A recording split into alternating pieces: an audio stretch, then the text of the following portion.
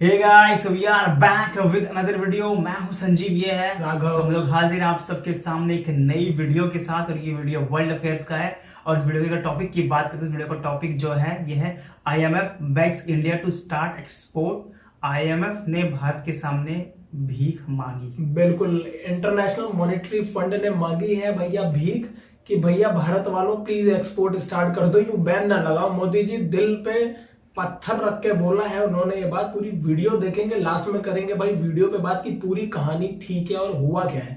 Video देखेंगे, फिर करेंगे वीडियो पे बात, फिर करते हैं वीडियो की शुरुआत। इसी बात पर शुरुआत करने से पहले वीडियो कर दें आप लाइक शेयर, अगर चैनल पे नए हो तो सब्सक्राइब। बिल्कुल, और हम लोग अवेलेबल हैं फेसबुक और इंस्टाग्राम पर भी, दोनों का लिंक मिल जाएगा आपको वीडियो के डिस्क्रिप्शन बॉक्स में। जाएं और वहां हमसे जरूर जुड़े। आइए वीडियो देखते हैं प्रशांत सर ने कैसे एक्सप्लेन किया है इस बात को और हुआ क्या है। लेट्स गो।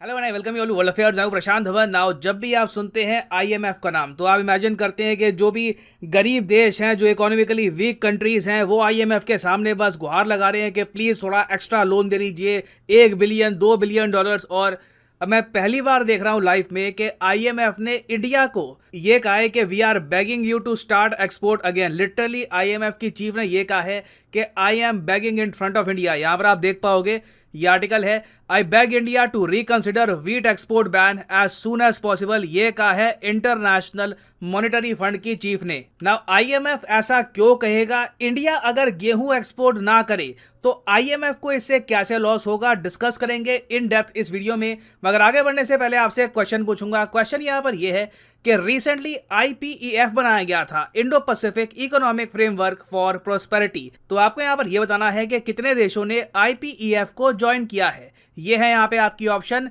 20, 13, 10 या फिर 4।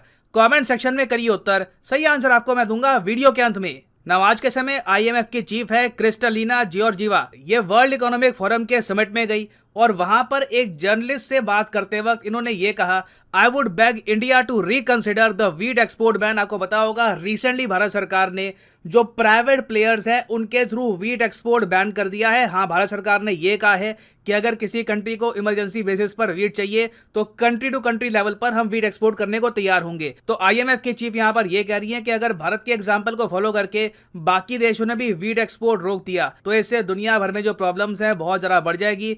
कई देशों में इससे हंगर की प्रॉब्लम आएगी और इवेंचुअली इस प्रॉब्लम को सॉल्व करने के लिए जो प्रेशर है ये आईएमएफ पे बनता है। क्योंकि आपको पता होगा आईएमएफ काफ़ी बार दुनिया में लेंडर ऑफ लास्ट रिजॉर्ट होता है। जो देश कहीं से लोन एक्वायर नहीं कर सकता, जिसके पास बिल्कुल आज के समय बैलेंस ऑफ पेमेंट का क्राइसिस चल रहा है, जितना वो कंट्री इंपोर्ट कर रहा है उसका पैसा पे नहीं कर पा रहा, वो कंट्री जाता है आईएमएफ के पास। तो आईएमएफ यहां पर यही कह रहा है कि इन दी एंड होगा क्या कि बहुत सारे देश आईएमएफ पर डिपेंडेंट हो जाएंगे अगर ग्लोबल फूड शॉर्टेज बहुत ज़्यादा बढ़ गई ना। यहाँ पे आप मुझसे पूछेंगे क्या जेन्युइनली सिचुएशन इतनी खराब है? आई मीन अभी हमने सुना कि ठीक है वीट के प्राइसेस ऑल टाइम हाई पर पहुंच चुके हैं, मगर क्या ओवरऑल फूड एक अपने यहाँ पे बहुत बड़ा वर्ड है, इसमें चावल आता है, इसमें लेंटल्स आते हैं, वेजिटेबल्स आते हैं, तो ओवरऑल फूड के प्राइसेस इतने बढ़ चुके हैं?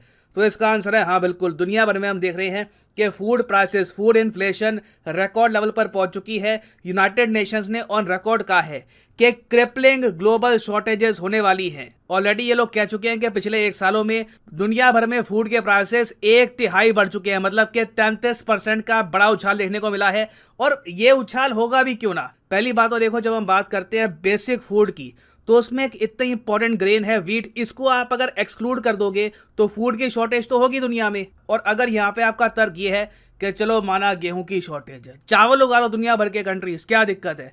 चावल उगाओ और सब्जियां उगाओ, खाओ, ठीक है। गेहूं नहीं मिलेगा कुछ महीनों के लिए, तो प्रॉब्लम क्या है? देखो प्रॉब्लम हम यहाँ पर यह है कि रशिया यूक्रेन वॉर की वजह से ना गेहूं तो खैर दुनिया भर में उसकी सप्लाई कट हो ही गई है क्योंकि यूक्रेन रशिया उलझ गए हैं वॉर में। उसके अलावा फर्टिलाइज़र भी अब दुनिया में बहुत ज़रा कम एक्सपोर्ट हो रहा है, क्योंकि आपको पता होना चाहिए रशिया दुनिया का सबसे बड़ा एक्सपोर्टर था फर्टिलाइजर का। और फर्टिलाइजर से ही आपको पता होगा खेती होती है। बिना बड़े स्केल पर फर्टिलाइजर यूज किए आप एक बड़ी आबादी को खाना नहीं खिला सकते। ऑर्गेनिक फार्मिंग ठीक है, कुछ हद तक आप कर सकते हैं, मगर एक अगर बड़ी आबादी है, करोड़ों लोग यहाँ पर हैं, तो उनको आप खाना नहीं खिला पाओगे at least with the current system. तो जब दुनिया के सबसे बड़े फर्टिलाइजर एक्सपोर्टर को आप बाहर कर दोगे मार्केट से, तो दुनिया भर में फर्टिलाइजर की भी कमी होगी।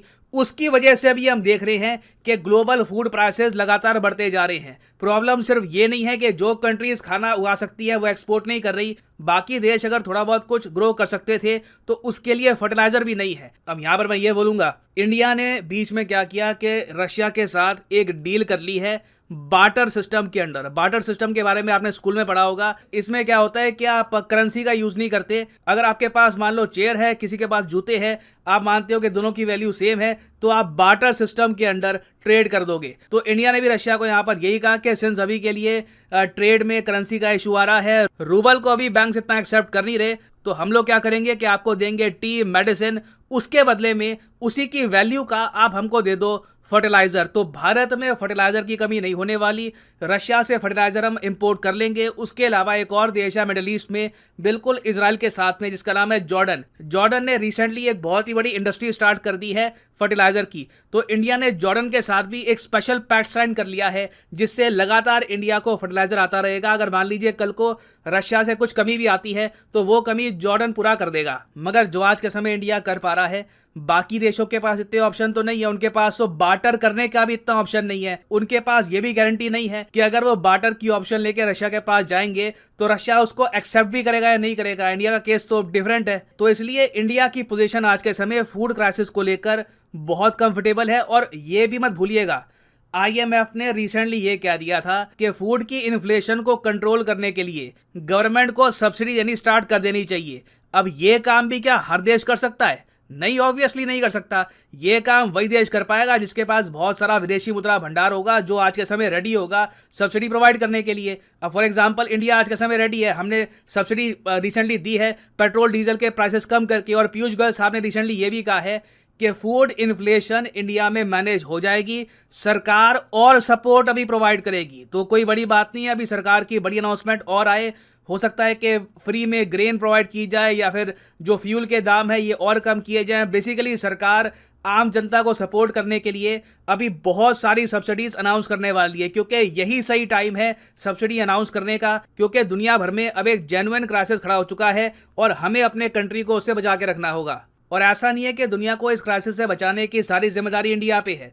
रिसेंटली इंडिया ने एक बात बताई कि यूनाइटेड नेशंस का एक एनवायरनमेंट प्रोग्राम है, उसके अंडर ये लोग फूड वेस्ट इंडेक्स निकालते हैं। ये लोग बताते हैं कि कौन सा देश ऑन एन एवरेज कितना खाना वेस्ट करता है। तो इंडिया ने यहाँ पर यह कहा कि यूएसए में 59 kg पर कैपिटा की फूड वेस्टेज होती है एवरी सिंगल ईयर। ये आंकड़ा जापान में आपको मिलेगा 64 kg का, इटली में 67 kg का, जर्मनी में 75 kg का, कनाडा में 79 kg का। ये जो विकसित देश है, जो G7 कंट्रीज हैं, ये इतना सारा खाना जो वेस्ट करते हैं अपनी खराब प्रैक्टिसेस से, ये लोग खाने को अभी के लिए सेव क्यों नहीं करते? ये लोग क्यों नहीं इंश्योर कर रहे कि इनके यहाँ फूड की वेस्टेज ना हो? तो देखो यहाँ पर IMF चाहे इंडिया के सामने भीख मांगे या फिर वर्ल्ड बैंक भीख मांगे, इन दी एंड हमको ये देखना होगा कि हमारी जनता के लिए क्या सही निर्णय है। और कोई बड़ी बात नहीं है, in the near future India और भी एक्सपोर्ट बैन करेगा।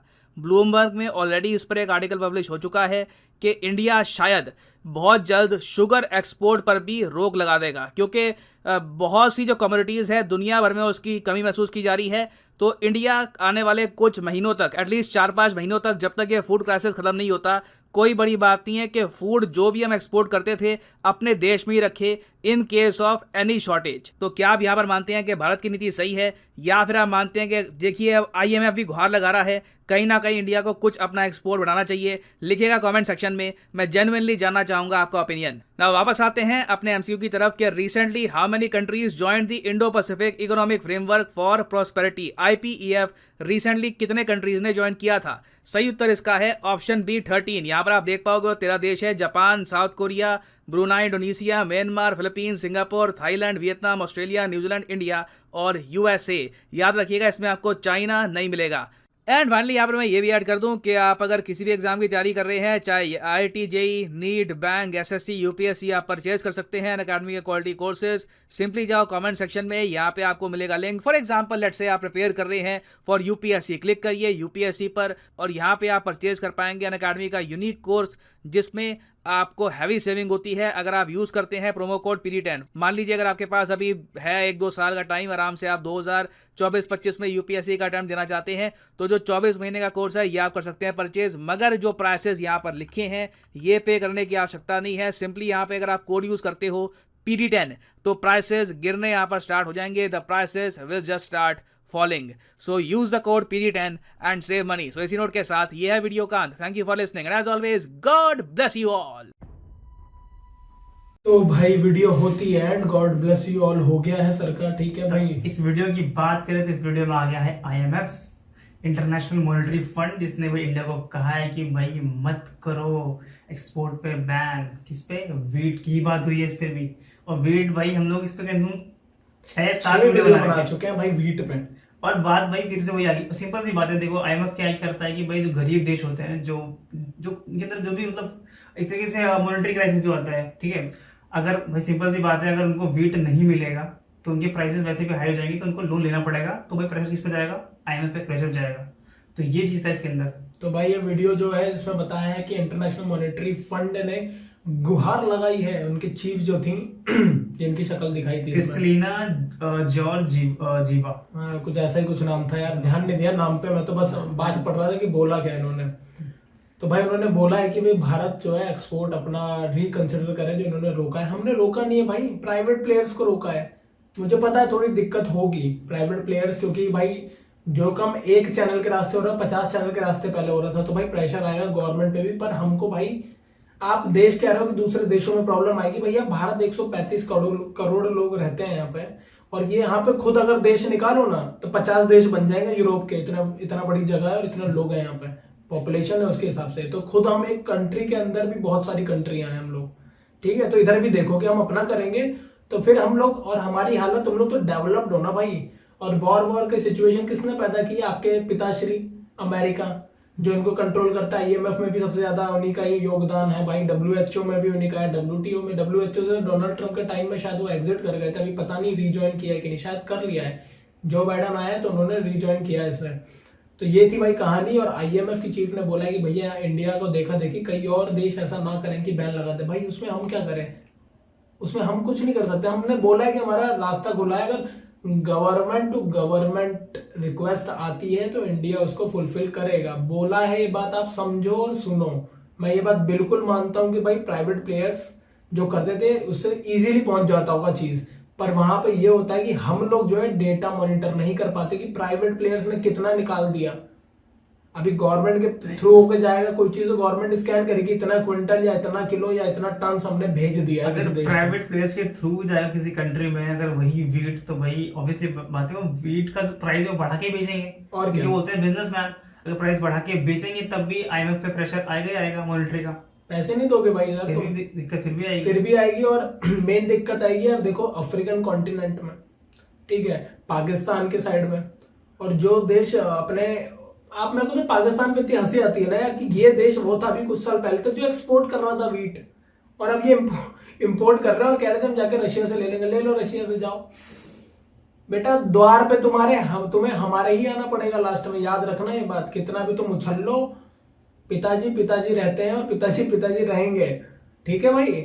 जितना भी तुम बहक लो। और यहाँ पे जो बात हुई है इसमें बाकी देखो यार, IMF इतना बोल रहा है ना, IMF के पीछे बोलने वाला पता है कौन है? G7 कंट्रीज है, जर्मनी है, फ्रांस है, इटली है। डायरेक्ट तो इंडिया को नहीं बोलेंगे, किसी कहते हैं ना कि अब जो चीज हम डायरेक्ट नहीं बोल पा रहे, किसी और का चेहरा लगा के बुलवा दो या किसी और से बुलवा दो। तो भाई ये कर रहा है पीछे से, इसके गेम ये है, पूरा गेम ये आप समझो। और बाकी जहां तक बात है भाई, देखो बिल्कुल मानवता के नाम पे मदद करनी चाहिए।